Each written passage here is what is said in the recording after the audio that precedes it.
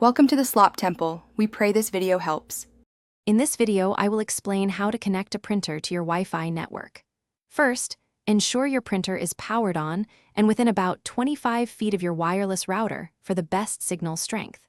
It is also helpful to have your Wi-Fi network name, often called the SSID, and its corresponding password readily available before you begin.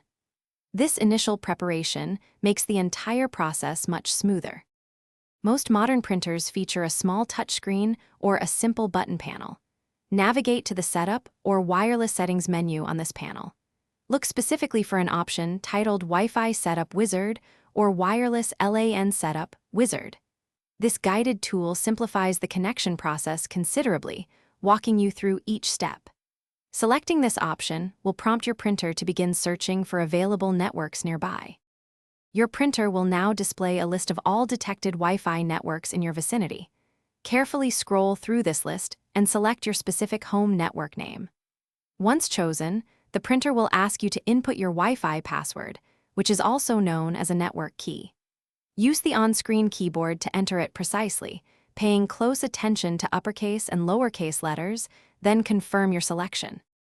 After entering your password, your printer will attempt to connect to the network. You should see a confirmation message on the printer's display, indicating a successful connection. To verify everything is working correctly, print a test page directly from the printer's menu. Finally, try adding the printer to your computer or phone to ensure all your devices can now easily access it wirelessly for convenient printing. Thanks for watching. Consider subscribing if we helped you.